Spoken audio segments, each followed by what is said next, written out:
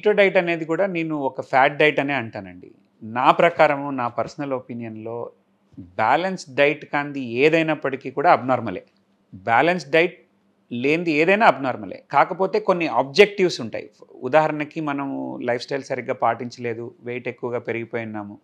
So, మనం క్విక్‌గా wait తగ్గుదామని అనుకున్నాము. So, one of the ways of doing it, one of the means of doing it is dieting చేసేవాళ్ళు ఉంటారు, fasting చేసేవాళ్ళు ఉంటారు, అచ్చంగా ఓన్లీ ఫ్రూట్ డైట్ మీద ఉండేవాళ్ళు. రకరకాల డైట్స్ ఉన్నాయి. అందులో one of the diet is keto diet. Keto డైటే అన్నిటికీ ట్రీట్మెంటు. కీటో డైట్ చేయటం వల్లే అన్నీ పోతాయి, అన్నీ వస్తాయి.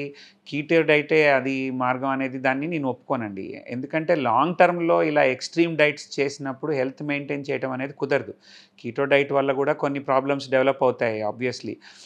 కొంతమంది చేయకూడదు. ఎలాగైతే ఇంటర్మిటెంట్ ఫాస్టింగ్ ఇందాక మనం చెప్పామో, అలాగే కీటో డైట్ కూడా కిడ్నీలు పాడైపోయిన వాళ్ళు, హై ప్రోటీన్ కీటో డైట్ అంటే బేసికలీ మనం తీసుకునే ఆహారంలో ప్రోటీను, ఫ్యాటు అధికంగా ఉండాలి. అండ్ కార్బోహైడ్రేట్ అనేది మినిమల్‌గా ఉండాలి. ఇది ప్రిన్సిపల్స్ ఆఫ్ ద డైట్. ఇది చేసినప్పుడు మన బాడీ ఏం చేస్తుందంటే ఎనర్జీ కోసము కార్బోహైడ్రేట్స్ లేవు కాబట్టి ఫ్యాట్‌ని కరిగించుకుంటుంది. ఫ్యాట్‌ని కరిగించి ఎనర్జీ తయారు చేసుకుంటుంది. ఈ ప్రాసెస్‌లో చాలా బెనిఫిట్స్ ఉంటాయి. ఈ ప్రాసెస్‌లో చాలామంది వెయిట్ తగ్గుతారు. మెటబాలిక్ డిజార్డర్స్ కరెక్ట్ అవుతాయి. డయాబెటిస్ ఉండే వాళ్ళకి చాలా మంచిగా డయాబెటిస్ కంట్రోల్ వస్తుంది. చాలా బెనిఫిట్స్ జరుగుతాయి డెఫినెట్‌లీ. అందులో ఏ డౌట్ లేదు. బట్ ద ప్రాబ్లమ్ ఎక్కడొస్తుందంటే ఇది బ్యాలెన్స్డ్ డైట్ కాదు. బ్యాలెన్స్డ్ డైట్ కాదు కాబట్టి దానికి సప్లిమెంట్స్ అవి యాడ్ చేసుకోకపోతే లాంగ్ టర్మ్‌లో కొన్ని ఇష్యూస్ వచ్చే అవకాశం ఉంటుంది. And sustainability. ఇప్పుడు దీన్ని మీరు కంటిన్యూగా ఇదే తీసుకోగలుగుతారా? దీని మీదే మీరు ఉండగలుగుతారా? అది జరగదు. సో, ఎప్పుడు వాడాలి? ఏ పర్పస్‌కి వాడుకోవాలి? దాన్ని ఎవరు వాడాలి?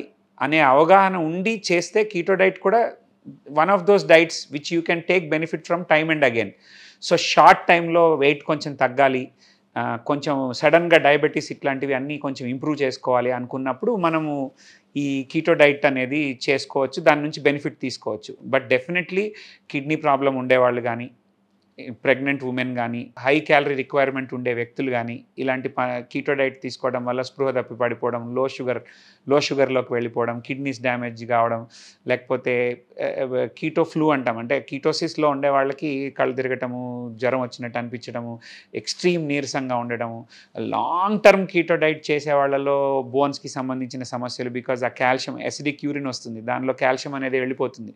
సో, ఈ కాల్షియంకి సంబంధించిన ప్రాబ్లమ్స్ రావడము, విటమిన్స్, మినరల్స్, ఫైబర్స్ సరిగ్గా తీసుకోరు, కాన్స్టిపేట్ అవుతారు కీటో డైట్ తీసుకునేవాళ్ళు. సో, ఈ కాన్స్టిపేషన్ ప్రాబ్లం రావడం ఇలాంటివి జరుగుతూ ఉంటాయండి. సో, ఏ డైట్ అయినప్పటికీ కూడా అది మనకి ఏ విధంగా మనం వాడుకోవాలి, ఎంతవరకు వాడుకోవాలి, ఏ సందర్భంలో వాడుకోవాలి అనే అవగాహన ఉండి చేసినప్పుడు దే ఆర్ ఆల్ కరెక్ట్. అలాంటి అవగాహన లేకుండా చేసినప్పుడు దానివల్ల బ్యాడ్ ఎఫెక్ట్స్ కూడా వస్తాయి.